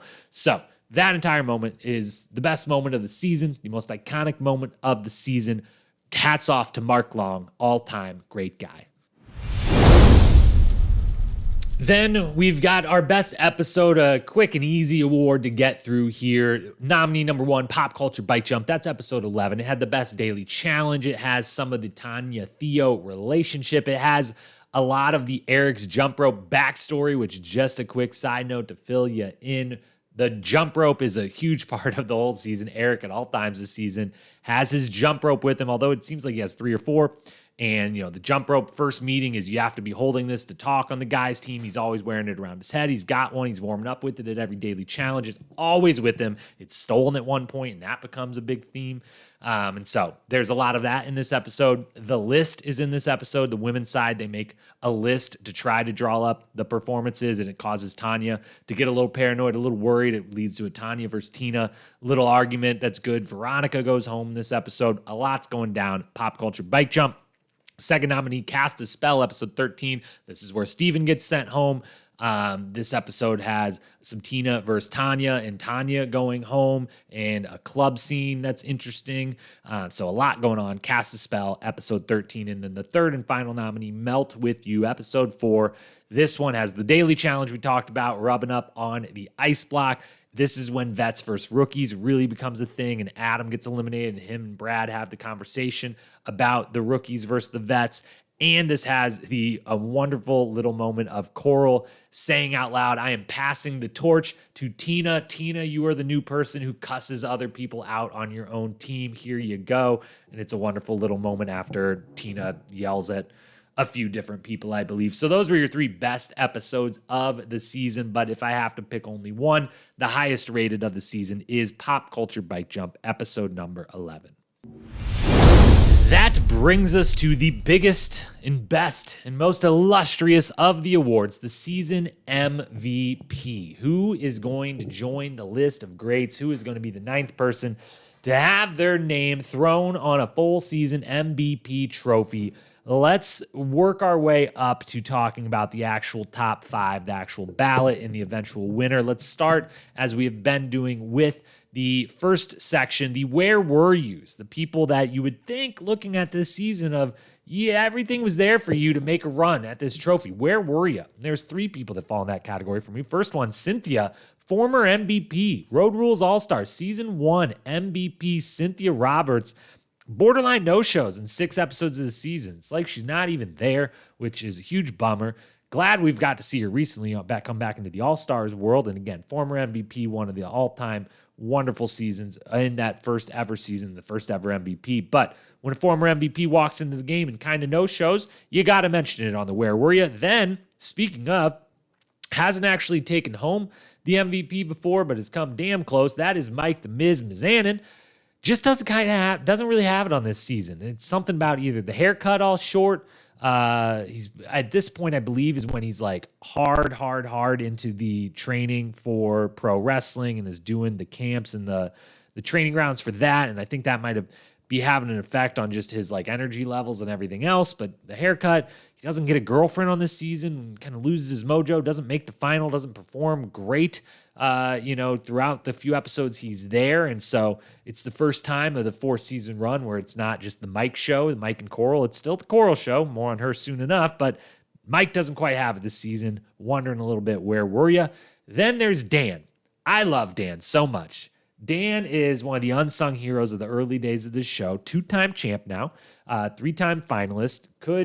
Him and Theo both kind of as a pair, really, if they just could have got that puzzle on Battle of the Seasons, could have been 3-time champs. Dan could have been a 3 for 3, only ever had one, really set a bar. I love Dan so much. He's such a joy on his seasons. He's such a fun character to have around, but he's really not present for this one. As for being one of the final 6 people, not a lot of confessionals, not really involved in a lot of storylines. He does have a couple moments where he pops up and you're like, God, I love this guy so much, but he's not really there. It's kind of where were you from him. So those were your where were yous. Then our gone too soons that made a big impact. Definitely, if they would have made the same impact and stayed for the entire season, they would have been in the running for this MVP. That would be Ace. Ace, hilarious moment when he leaves second and saying, first time around, voted off first. Second time around, voted off second. Next time, I'm going to be voted out third. You wait, which he would eventually be voted out first again. But he would eventually make one final as well. But Ace is the life of the party the first few days they're there. He's having a great time, lots of laughs, lots of fun. But then he leaves second episode, and so third episode technically. And so, gone much too soon to ever be in the running for an MVP. Same with Abram.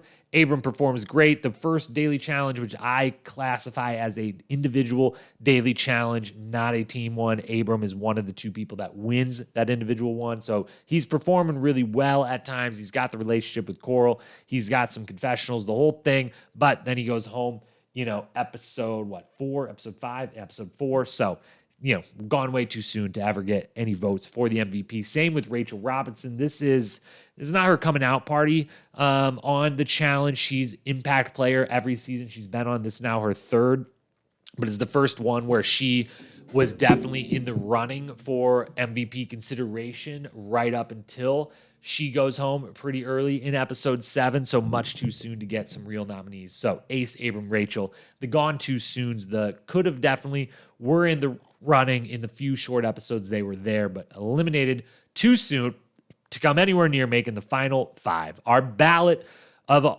MVP award vote getters for this season, in reverse order, working our way to the winner. 5th place ends up being Tanya. Tanya has a big season for sure. She ends up going out 4th to last on the women's side, so she makes the top 7 for the women out of the 18. Impact player the whole time. She's got a romance with Theo. She's living it up, living her best life. She's also either causing or openly reacting to some of the little drama that goes down on the women's team. She is a little nervous at a lot of different times, leading to her and Tina, kind of going at it different times, but she's also kicking ass. So even though Tina's kind of mad at her, they can't get rid of her because they're like, you are one of our better players. So she lasts a long time. She's doing a lot. She's providing a lot. Tanya is the 5th place MVP vote getter. Then in 4th place, it's really 4th, 3rd, and 2nd, and 1st. I mean, this is a season that is a really difficult season to pick the actual MVP. But unlike, say, the prior season, the Inferno, where it was like, is it Coral, is it Katie? Because they're both the MVP of this season. They both put up surefire, 100%, no doubt about it, MVP caliber seasons, and then you got to pick one. This season, there's 4 people who are all on equal, it feels close to an MVP season. It doesn't feel fully, though, like anyone got there, but someone has to, right? And so, we respectfully still great seasons, but it is one of those where it's like, it's a really hard decision, but not because we have 2 or 3 people who's like, any given season, they could win the MVP. We've got 4 people who got close, and I feel like gave us 90% of an MVP season, and we got to pick between those 4. And I had a really hard time trying to make sure I took my personal bias out. I'm a big fan of Theo Vaughn on the challenge. And we're going to slot him in at 4th, but I really thought about naming him the MVP of this season. But we're going to slot him in at 4th and really kind of a tie with 2nd and 3rd. They kind of the 3 I didn't pick over and chose one person over the other 3. But Theo, he's on the guys team, so they dominate the whole season. He's on one of the ones that wins in the end. He is hands down the best player on the guys team, hands down. And more on that way in the future when we finally do real historical breakdowns. We're one day going to do a full-blown, who are the top 25 male players ever, female players ever, and Theo Von's going to be pretty high on that list for how good he is at this stuff in the early days of this show. He's the best player, hands down, again this season, and doing a bunch of random wacky stuff. He's got the romance with Tanya. He's the only male who offers up any real comedy or in the confessionals, so he's got a lot going for him. He makes the ballot. He's kind of in a tie with Tina, confessional queen of the season, no doubt, performs great all season, no doubt, is willing to speak her mind. This is potentially Tina's best season ever, arguably, as far as how she performed, how, the leadership role she takes, kind of getting some classic Tina, getting in arguments and easily winning those arguments just by the fact of being Tina and being better at arguing and yelling than the other person is, regardless of what they're even talking about or who may be right. Tina's bringing it. Tina's awesome. She's high impact. And as we said earlier on, the guys' side's kind of boring, so there's not a lot going on. So similar to Battle of Sexes 1, this one is, as much as, the guys are winning everything and eventually win the whole thing, the women are the one who are the focus of the whole show, because there's at least something going on with their team. There's at least some suspense, some drama, something. So Tina makes it, as does Coral. And this really came down to, could Coral have won back-to-back MVPs and be the first ever 2-time MVP? Yes. There's an argument for it, and the argument looks like this. The argument is Coral this season, while Tina's the confessional queen because of the quality of the content, when it comes down to quantity, Coral has 67 confessionals this season. The next highest is Tina at 42. Coral has 50% more confessionals than the second person does. She has 4 per episode, to the next highest being 2.5. I mean, it is outrageous how much this show focuses on her. She's doing the narration. She is the focus of all the story on the women's team at all times. She's also kicking ass at the challenges, back to gone as Inferno Coral, not, or struggling a little bit more, or excuse me, Gauntlet Coral struggling a little bit. Back is kick-ass Battle of the Seasons, just kick-ass Coral that we know and love. Absolutely dominating. Big argument to say she is the MVP of the season. But in the end, I didn't feel right giving the MVP to anyone on the women's team, just by de facto of, a lot of the MVP winners that have come in the first 8 seasons are not on the winning team. But the winning team isn't always as dominant as it is this season, and it just didn't feel right in a close call between 2 people, and really 4, to say that Coral and someone on the women's team is going to get it over someone who kind of had an equal season but was on the guys' team and won 12 and makes the big sacrifice, and that is the Godfather himself, Mark Long. And it also just feels right that Mark Long should have a season MVP to his name, and he's deserving. And yeah, Theo, Tina, Coral, Mark, tough call between all 4 of them, but we go with Mark Long. He edges it out. He gets a few more votes, is a few more 2nd and 3rd place votes versus ever being in a 4th or 5th on some of the ballots. You know how the scoring works. He ends up adding up and getting the win. He is on the men's team. The men's team dominates the whole season. They win 12 out of the 15, and again, they threw the last one, so they easily, potentially could have won 13 out of 15, but they won 12.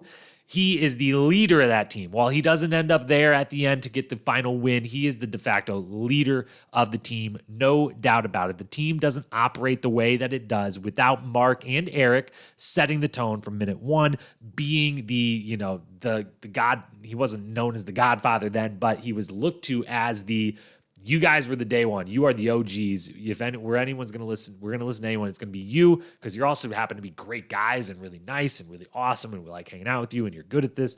But also you're Mark Long and Eric's we're going to listen to you. And every season he's on up to this point. This is now his 4th season competing.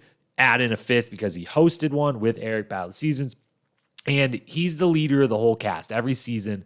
that he's on. It happens every time. You can tell every time that he's, if anyone has to be the point person of the cast in, either with Johnny, the host, or with production or anything like that, it's Mark. They all look to him as like that person who's kind of the dad of the place. Then he's got the romance with Robin, so he's adding into storylines with that. He does have the most confessionals of any male in the cast with 35.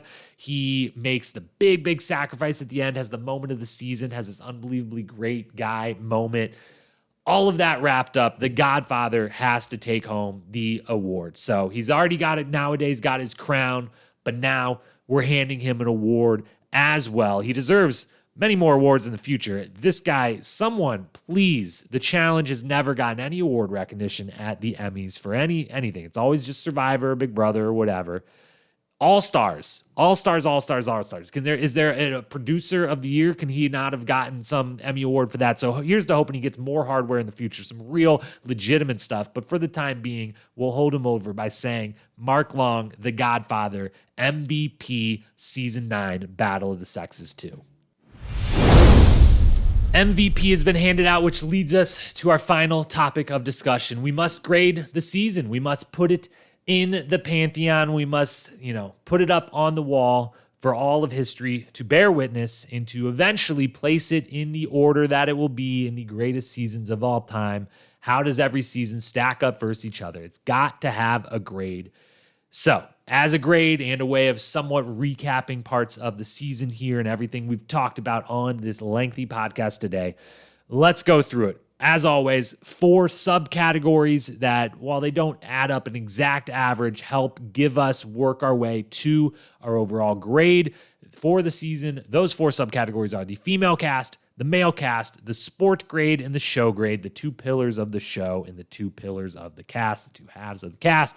Those 4 grades individually, let's walk through them before we get to our overall grade and where it slots in the history of the show. So let's start, as we always do, with the female cast. The female cast on this side, pulling back up the list here, we went with a B+ rating for the female cast, which puts it just shy of the absolute great female cast that have come before, like a Gauntlet or a Battle of the Sexes 1 or a Challenge 2000, but in very good, very high territory.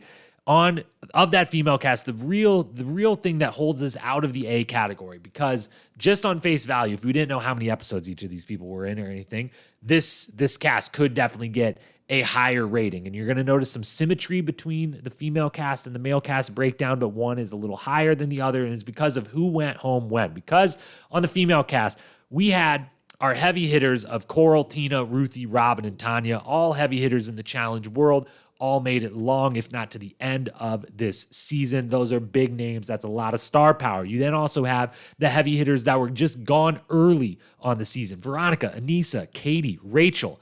I mean, that list right there, those 9, Coral, Tina, Ruthie, Robin, Tanya, Veronica, Anissa, Katie, Rachel. That's some star power for sure, but 4 of them were gone very early in the game. Then you had the solid contributors, Ayana, Kina, Abis. And then you had 6 people that, we're gonna start labeling this the dud category. No disrespect meant by it. But the folks that didn't really work out as being eventually, either having a big impact on this particular season or eventually as we would look back and be like, holy shit, that cast had this person in it too. The duds being kind of Arissa, Sophia, Angela, Cynthia, Cameron, Genesis, never really would go on to make a huge mark. And a lot of those folks we just mentioned, Arissa and Sophia, get to the end, and a couple of the others were eliminated early. But overall, a stacked cast that had some of the heavy hitters go home early, some make it to the end, some of the kind of more dud-like players make it to the end, which drags the rating down just a touch, but a B+ on the female cast. Then over on the male cast, a similar story, but with the heavy hitters making it to the end, which leads them to an A- for the male cast, is what we're going to go with.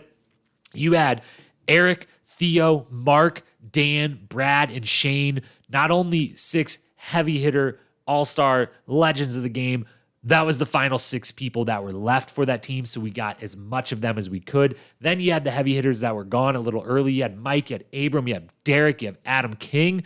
again, now we're up to 10 big names out of an 18-person cast. That's pretty crazy. Solid contributors in Randy, Frank, and Ace. And then the only duds really being Steven, Nick, Chris, Sean, and Jaquise. They all, Jaquise went home first. Sean went home like third or fourth. Chris and Nick and Steven pretty quick after. And again, the fact that we got to the final 6 were Eric, Theo, Mark, Dan, Brad, Shane, like that's incredible. So A- on the male cast side, which puts it as, right behind the Inferno. We gave an A for the male cast and Real World Road Rules Season 2. A, retroactively should mention that as I was looking back and trying to figure where does this compare to others to help me give the grade, we're going to retroactively downgrade Battle of the Seasons from an A male cast to a B+.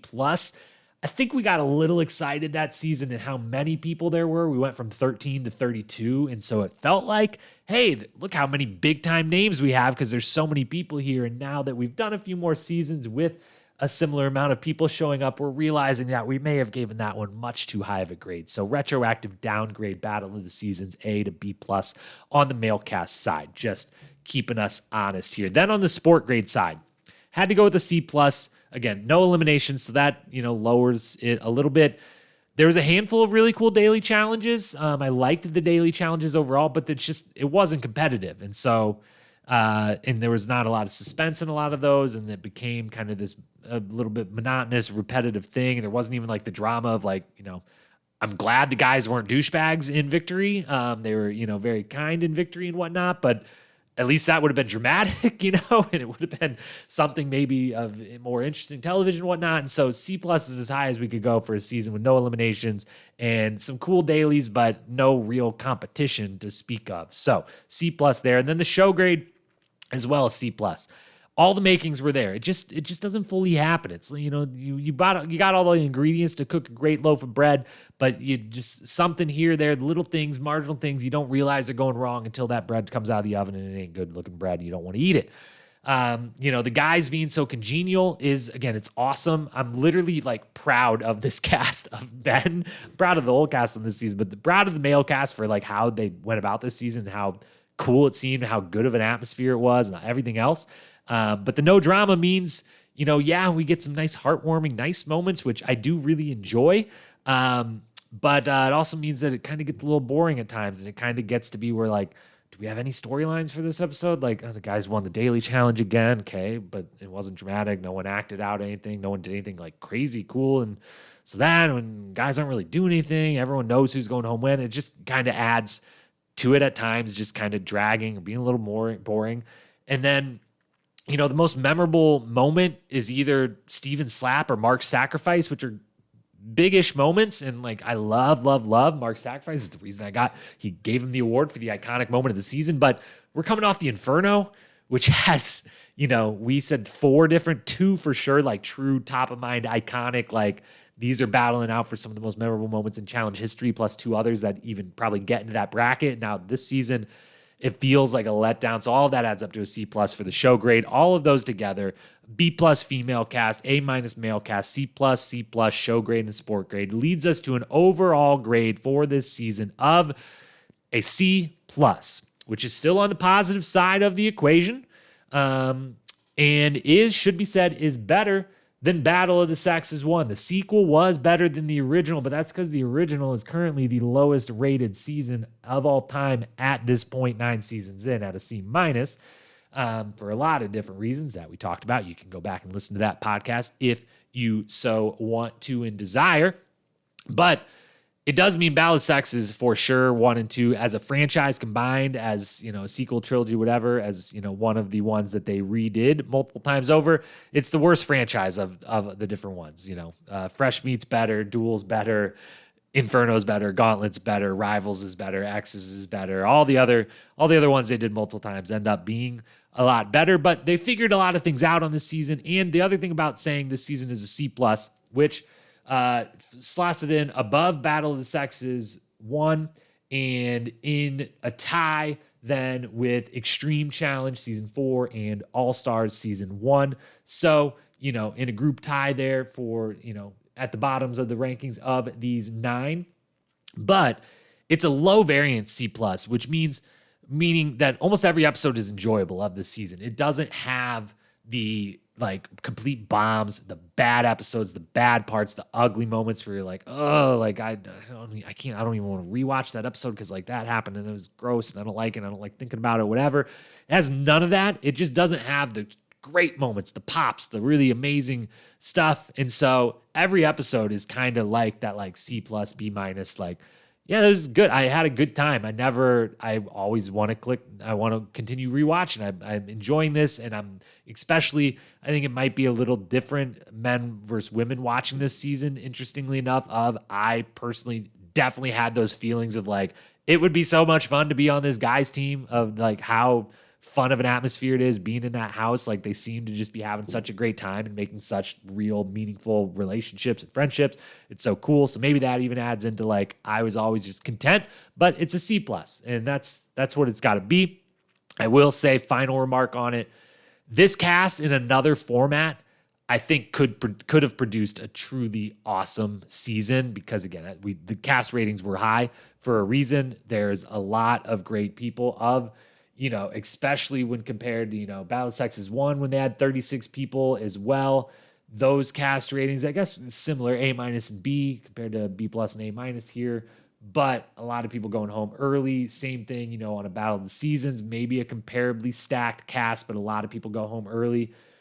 And then other seasons so far, the Gauntlet had an A female, but only a B on the male. The Inferno had an A male, B on the female. So this is maybe one of our best casts ever in total, and in the right season where it's not Battle of the Sexes, maybe whatever it could be. If this was teams, if this was Inferno and they did a good guys, bad guys, if this was real world road rules, actually looking at the two teams, I think road rules still wins because the guys, especially the guys road rules team, would smoke the guys real world team. The female side, I think it would be fairly even real world the road rules. So either way, though, the cast, the potential was there, just wasn't the right format for this cast to excel, wasn't the right circumstances. It's a C+, that's where it goes.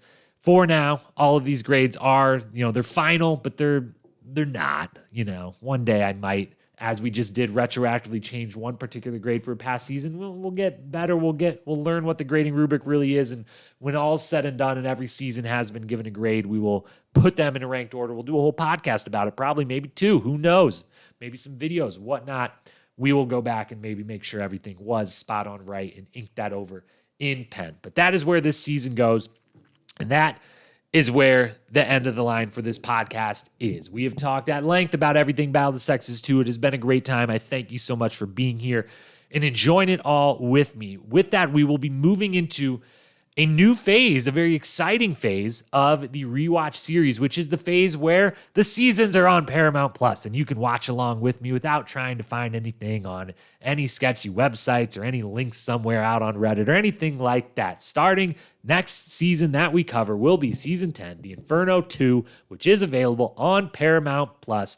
No ads here. I am not sponsored by them, although I feel like at some point they've got to throw that my way. If you're listening, please do, folks at Paramount Plus. But officially, you can start binging along with us with that Paramount Plus subscription. So head on over there, get those fired up, because we will be back within the next 1 to 2 weeks, probably next Friday, maybe the Monday after. We'll see how things work out with our Inferno 2 breakdown, moving in to season number 10. We will be doing over the course of this weekend, pending when you're listening to this podcast, a bunch of content about Battle of the Sexes 2, a bunch of clips and moments and all kinds of things shared on the Instagram page at Challenge Historian. Of course, they will be saved in a highlight forever on there. If you missed any former seasons and you want to relive old seasons without actually binging the whole thing, easy way to do so. Head to Challenge Historian on Instagram, on our profile, the highlights, season by season, tons of clips, tons of recaps, tons of jokes, tons of stuff like that. Follow us there. Follow this podcast, YouTube, wherever you're watching or listening. Hit the follow, hit the subscribe, hit the like, hit the 5-star rating, all the good stuff. Thank you so much for doing that. Send your feedback if you want to via the comments on YouTube, DM on Instagram, either one. Love to hear from you. Thank you one more time for being here. We will talk to you again next week when we're back for some more All-Stars 3 coverage. Until then, peace.